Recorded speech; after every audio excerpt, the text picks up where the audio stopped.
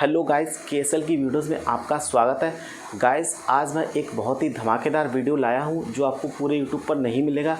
तो फ्रेंड्स, ये वीडियो काफ़ी इंपॉर्टेंट है। आप वीडियो को बिल्कुल भी स्किप मत कीजिएगा, क्योंकि इस टॉपिक में 99% फ्रेंड्स स्टूडेंट जो हैं वो गलती करते हैं एग्ज़ाम में। और फ्रेंड्स, ये जो वीडियो है, इस टाइप के क्वेश्चन जो है कंपटीशन के एग्ज़ाम में बहुत ज़्यादा पूछे जाते हैं।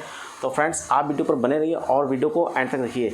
और फ्रेंड्स, आज का जो हमारा टॉपिक है वो है सपोजिशनल सेंटेंस और कंडीशनल सेंटेंस। फ्रेंड्स, ये जो वाक्य हैं ये दिखने में एक ही जैसे लगते हैं अंग्रेजी में, लेकिन इनका मीन्स बिल्कुल अलग होता है, जिस कारण ये दोनों ही डिफ़िकल्ट हो जाते हैं और स्टूडेंट इसमें गलती करते हैं। चलिए मैं आपको एक तरीका बताता हूँ इनको पहचानने का। सपोजिशनल सेंटेंस मतलब काल्पनिक वाक्य। फ्रेंड्स, इनको आप कैसे पहचानेंगे मैं बताता हूँ। इस प्रकार के वाक्यों में if, as if, as though, if only, suppose, I wish, we wish, he wishes, she wishes से स्टार्ट होते हैं। तो फ्रेंड्स, जो काल्पनिक वाक्य हैं सपोजिशनल सेंटेंस, वो क्रमशः if, as though, if only, suppose, I wish, he wishes, she wishes से स्टार्ट होते हैं। उससे आपको पता चल जाता है ये वाक्य जो है काल्पनिक होते हैं। और सबसे इम्पोर्टेंट बात ये है कि इस प्रकार के जो वाक्य होते हैं उनमें नाउन मतलब कर्ता किसी भी प्रकार का हो, चाहे वो सिंगुलर हो या प्लूरल हो, वर्ब आपकी हमेशा प्लूरल ही आएगी, वर्ब। ये चीज़ फ्रेंड्स बहुत इम्पोर्टेंट है, आप इसको नोट कर लीजिए। चाहे कुछ भी हो जाए, चाहे वो ही हो, सी हो, कुछ भी हो, वर्ब जो है वो प्लूरल आएगी, वर्ब, अगर वाक्य काल्पनिक है तो। और आप पहचानेंगे कैसे, ये मैंने आपको बता दिया है। अब फ्रेंड्स, इसका एक एग्जाम्पल देखते हैं। I wish Manisha was my wife. तो फ्रेंड्स, इसका जो मतलब है काश मनीषा मेरी पत्नी होती। तो फ्रेंड्स, है तो नहीं, वहाँ पर एक कल्पना की जा रही है, जैसे काश मैं भारत का प्रधानमंत्री होता, काश मैं राजा होता। तो इस प्रकार के वाक्य, ये ऐसे वाक्य जिसमें कल्पना हो रही है और ये अभी पॉसिबल नहीं है। तो फ्रेंड्स, स्टूडेंट क्या करते हैं, जैसे उन्होंने देखा आई विश, आई के साथ ये क्रिया लगी हुई विश, उसके बाद मनीषा वाज, उन्होंने देखा ये जो मनीषा है ये सिंगुलर नाउन है और इसके साथ ये सिंगुलर जो वर्ब है वाज वो आई हुई है, और वो बड़े ही आराम से इसको एस में टिक कर देते हैं। वो सोचते हैं सेंटेंस उनका सही हो गया, लेकिन एक्चुअली में वो गलत हो जाता है। तो फ्रेंड्स, इसका जो सही मीनिंग होगा वो यहाँ पर आएगा वर्ब। ये आप देख सकते हैं, WERE, I wish Manisha were my wife. तो काश मनीषा मेरी पत्नी होती। तो फ्रेंड्स, देखा आपने। अब आपने पहचाना कैसे, ये लिखा हुआ आई विश, यहाँ से आप पता करेंगे यहाँ पर कल्पना हो रही है। तो फ्रेंड्स, ये चीज़ इंपॉर्टेंट है। अब एक दूसरा एग्जांपल देखते हैं। If he was my boss he would suspend me. यदि वह मेरा बॉस होता तो वह मुझे सस्पेंड कर देता। तो फ्रेंड्स, देखा आपने, यहाँ पर भी एक कल्पना हो रही है। तो यहाँ पर भी कैसे पहचानेंगे, ये देखो, यहाँ से ये दिया हुआ है इस प्रकार के बात, इफ़, एज दो। तो फ्रेंड्स, ये जो सेंटेंस है ये इफ़ से स्टार्ट हुआ है, और आपने देखा इफ़ के साथ ये, उसके बाद आया ही के साथ आया वाज। तो जो स्टूडेंट होते हैं वो सोचते हैं ये तो सही है, if he was my boss he would suspend me. तो फटाक से वो जो है इसमें टिक कर देते हैं, लेकिन ये चूँकि फ्रेंड्स ये गलत है। यहाँ पर आएगा वर्ब। फ्रेंड्स, बहुत इंपॉर्टेंट है, इसको आप नोट कर लीजिए, नहीं तो आपकी एग्ज़ाम में गलती होने के पूरे चांस रहेंगे। If he were my boss he would suspend me. अब ये सेंटेंस हो गया सही। तो फ्रेंड्स, देखा आपने, ही के साथ यहाँ पर आया वर्ब, स्टूडेंट यहाँ पर बात कर देते हैं जिससे गलती हो जाती। और फ्रेंड्स, मैं आपको एक तरीका और बताता हूँ। ज़रूरी नहीं कि एग्ज़ामिनर आपको यहीं पर गलती दे, हो सकता है वो सेंटेंस में आपको कहीं भी गलती कर सकता है, और आपको फाइंड आउट कैसे करनी वो मैं बताता हूँ आपको। जैसे कि ये वाक्य है इफ़ ही वर, आपने देखा जो सेंटेंस हमारा है वो पास्ट में है, मतलब पुरानी बात हो रही है, या कल्पना जो है वो पुरानी हो रही है। आपने देखा सेंटेंस आपका पास्ट में है। तो फ्रेंड्स, ये चीज़ आप गांठ बांध लीजिए, पूरा सेंटेंस पास्ट में होगा, वो प्रेजेंट में नहीं हो सकता आगे। तो फ्रेंड्स, आपने देखा यहाँ पे ये लिखा हुआ ही वुड सस्पेंड मी। तो कहने का मतलब ये है कि यहाँ पर वो विल कर देंगे तब भी सेंटेंस गलत हो जाएगा, क्योंकि पास्ट हमेशा पास्ट ही लेता है। ये चीज़ बहुत इंपॉर्टेंट है। ये आपके जो सीक्वेंस ऑफ सेंटेंस होते हैं या स्पॉटिंग एरर होते हैं, उनमें इस टाइप के क्वेश्चन काफ़ी ज़्यादा पूछे जाते हैं। और फ्रेंड्स, एक चीज़ और बताऊँ, ही वुड सस्पेंड मी। तो फ्रेंड्स, आपने देखा ये जो है इसी के अकॉर्डिंग ये ही भी यहाँ पर आया है। तो ये चीज़ फ्रेंड्स आप नोट कर लीजिए। दो चीज़ें, एक तो इफ़ से वाक्य आपका स्टार्ट हो रहा है, दूसरा इसमें कल्पना हो रही है, तो यहाँ पर आया वर, उसके बाद ही वुड सस्पेंड मी, ये बहुत इंपॉर्टेंट है, ये भी पास्ट में होगा। स्टूडेंट यहाँ पर भी गलती करते हैं। अब फ्रेंड्स नेक्स्ट एक एग्जांपल और देखते हैं। Dinesh talks to me, Dinesh ऐसे बातें करता है एज इफ़। अब फ्रेंड्स आपने देखा ये एज इफ़ यहाँ पर दिया हुआ है, ये एज इफ़ से स्टार्ट हुआ है, as if he was the GM of Nippo company. तो ये कह रहे हैं कि दिनेश ऐसे बात करता है जैसे वह निप्पो कंपनी का मैनेजर हो, GM हो, जनरल मैनेजर हो। तो फ्रेंड्स अब आपको दो तीन चीज़ें ऐसे समझाऊंगा जिसमें आप सेंटेंस में गलती करेंगे ही नहीं।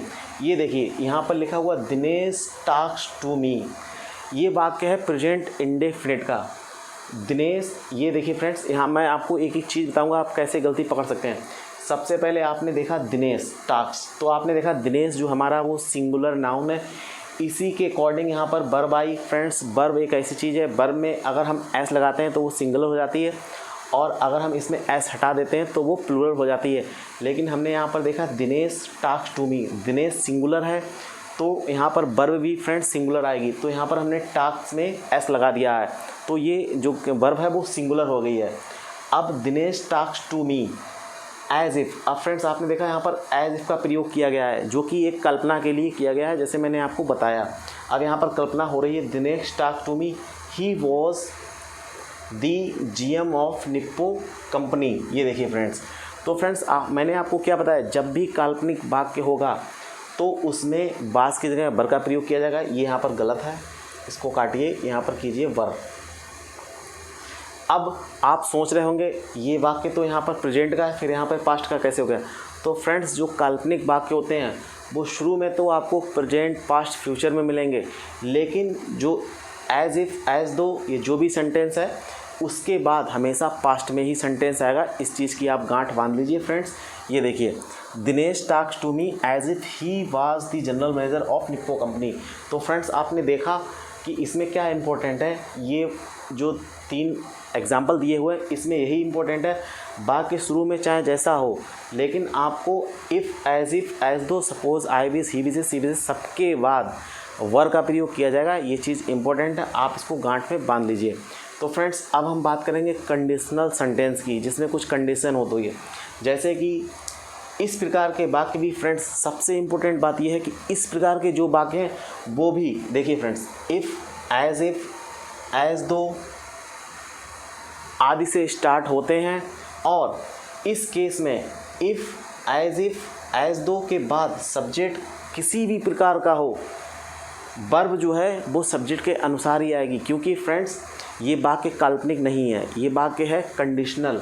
अब देखा दोस्तों आपने यहाँ पर क्या इंपॉर्टेंट है, वाक्य दोनों ही इफ़, एज दो से स्टार्ट हो रहे हैं, लेकिन एक में जो है वर्ब प्लूरल वर आ रही है, लेकिन जो कंडीशनल सेंटेंस है उसमें सब्जेक्ट के अनुसार ही आएगी। चाहे वो नाउन सिंगुलर हो तो सिंगुलर आएगी, प्लूरल हो तो प्लूरल आएगी। कैसे पहचानेंगे ये मैं आपको बताऊँगा। एक एग्जाम्पल देखते हैं, if you come here I will teach you. अब फ्रेंड्स आपने देखा ये जो सेंटेंस है वो इफ़ से स्टार्ट हुआ है, तो आपको पता चला कि ये काल्पनिक वाक्य है, लेकिन आपने जब उसको आगे पढ़ा, इफ़ यू कम हियर, यदि तुम यहाँ आओगे, आई विल टीच यू, तो मैं तुम्हें पढ़ाऊँगा। तो फ्रेंड्स इसमें कोई कल्पना नहीं हो रही है, वो डायरेक्टली उसको बोल रहा है कि यदि तुम यहाँ आओगे तो मैं आपको पढ़ाऊँगा। तो फ्रेंड्स अब यहाँ पर एक सोचने वाली बात ये है कि आपने देखा ये सेंटेंस जो है प्रेजेंट इंडेफिनिट का है, और ये सेंटेंस जो है फ्यूचर का है, लेकिन इसका जो सेंस है वो फ्यूचर में ही होगा। कैसे, इफ़ यू कम हियर, यदि तुम यहाँ आओगे, आई विल टीच यू, तो मैं तुम्हें पढ़ाऊँगा। अगर ये यहाँ पर if you will come here कर देते तब भी फ्रेंड्स सेंटेंस ये गलत हो जाता। तो आपको एक एक पॉइंट नोट करना है, ज़रूरी नहीं आपको ये केवल नियम ही याद कर लो, इसके अलावा आपको सीक्वेंस ऑफ सेंटेंस का ज्ञान होना चाहिए। इस पर मैं एक वीडियो बना दूंगा। तो फ्रेंड्स आपने देखा यहाँ पर ये कल्पना नहीं हुई है, ये केवल कंडीशनल वाक्य है जिसमें साफ साफ दिया हुआ है जो इसका अर्थ है, तुम यहाँ आओगे तो मैं तुम्हें पढ़ाऊँगा। एक एग्जांपल और देखते हैं, स्नेहा लुक्स एज दो, स्नेहा ऐसी लग रही है, सी हैज़ बीन वर्किंग, जैसे वह काम कर रही हो या कोई कार्य कर रही हो। तो फ्रेंड्स देखा आपने ये एज दो का यहाँ पर प्रयोग किया गया है स्नेहा के बाद में, तो मैंने आपको बताया था जो काल्पनिक वाक्य है, अगर ये काल्पनिक होता तो यहाँ पे ये हैज़ बीन नहीं आएगा, हैड बीन या कुछ और आ सकता था पास्ट का, लेकिन ये काल्पनिक वाक्य नहीं है। तो फ्रेंड्स अब देखो यहाँ पर ये स्नेहा जो है वो सिंगुलर नाउन है और इसी के अकॉर्डिंग ये वर्ब आई है लुक, इसमें एस लग गया और ये होगी सिंगुलर। किसी भी वर्ब में एस लगाने से वो सिंगुलर हो जाती है। अब चूंकि सेंटेंस में बैलेंसिंग चाहिए तो ये यहाँ पर सिंगुलर नाउन मतलब एक है, तो यहाँ पर भी फ्रेंड्स ये एस लगाकर एक कर दिया गया, तो ये इक्वल हो गया। स्नेहा लुक्स एज दो सी हैज़ बीन वर्किंग। और फ्रेंड्स ये स्नेहा के हिसाब से ही अकॉर्डिंग ये आया है इसका प्रोनाउन सी, क्योंकि यह एक गर्ल है, गर्ल के साथ सी आता है। उसके बाद ये सिंगुलर के साथ ही आया हैज़ बीन वर्किंग। तो फ्रेंड्स देखा आपने कितना इजी है।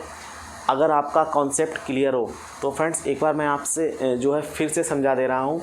जो काल्पनिक वाक्य होते हैं वो क्रमशः if, as though, suppose, I wish, he wish, she wishes से स्टार्ट होंगे। और फ्रेंड्स उनमें किसी न किसी की ऐसी कल्पना होगी जिसको फुलफ़िल नहीं किया जा सकता या जो हो नहीं सकती। तो फ्रेंड्स आप इसको नोट कर लीजिए। और फ्रेंड्स जो कंडीशनल वाक्य हैं वो भी इफ़, एज दो से स्टार्ट हो सकते हैं, लेकिन वहाँ पर कंडीशन होगी, ना कि कोई कल्पना होगी। डायरेक्टली कोई व्यक्ति जो है वो किसी से कह रहा है या सामने देख रहा है उसको कि ये ऐसा लग रहा है वैसा लग रहा है, तो इसमें फ्रेंड्स जो है नाउन के अकॉर्डिंग वर्ब आएगी। और जो काल्पनिक वाक्य हैं उसमें फ्रेंड्स नाउन के अकॉर्डिंग वर्ब नहीं आएगी, उसमें जो है वर्ब आएगी बर, वो भी पास्ट में। बर जो है वो पास्ट का ही होता है। तो फ्रेंड्स इस चीज़ को आप नोट कर लीजिए। और फ्रेंड्स अगर आपको यह हमारा वीडियो अच्छा लगा है तो कोशिश तो मैं काफ़ी कर रहा हूँ आपको समझाने की। तो फ्रेंड्स अगर आप हमारे चैनल पर नए हैं तो चैनल को तुरंत सब्सक्राइब कर लीजिए। इसी तरह की इम्पोर्टेंट वीडियोज़ मैं आपके लिए लाता रहूँगा। और फ्रेंड्स मैं आपको यहाँ पर अंग्रेजी के ऐसे जो टॉपिक हैं मैं प्रोवाइड कराऊँगा जो आपको इंटरनेट पर पार्टिकुलर नहीं मिलेंगे। मैं आपको एक एक पॉइंट समझाऊँगा हर सेंटेंस के बारे में, कैसे स्पेलिंग एरर को पकड़ते हैं। और फ्रेंड्स सीक्वेंस ऑफ सेंटेंस बहुत ज़रूरी है, वो भी मैं आपको बहुत अच्छे से समझाऊंगा। तो फ्रेंड्स अगर आपको हमारा यह वीडियो अच्छा लगा है तो आप वीडियो को लाइक कर दीजिए। अगर आप हमारे चैनल पर नए हैं तो चैनल को सब्सक्राइब कर लीजिए। फिर मिलते रहेंगे इसी टाइप के और वीडियोज़। और फ्रेंड्स आप जो है हमारे चैनल पर एक नॉलेज स्टडी लेट के नाम से एक इंस्टाग्राम आईडी बनी हुई है, आप उसको तुरंत फॉलो कर लीजिए, क्योंकि फ्रेंड्स उसमें ऐसे हम क्वेश्चन देते हैं जो रिपीटेड, जो मेन जो अच्छे एग्ज़ाम हैं जैसे यूपीएससी का हो गया, पीसीएस का हो गया या आरओ का हो गया, उसमें वो रिपीटेड क्वेश्चन होते रहते हैं, सेम जो है वो उठा के रख दिए जाते हैं एग्ज़ाम में। तो फ्रेंड्स आप उसको फॉलो कर लीजिए और उस पर जाइए, देखिए उसमें क्या क्या मटेरियल है। तो फ्रेंड्स अब मुझे इजाज़त दीजिए, मैं मिलूँगा फिर किसी और वीडियो के साथ में। जय हिंद, वंदे मातरम।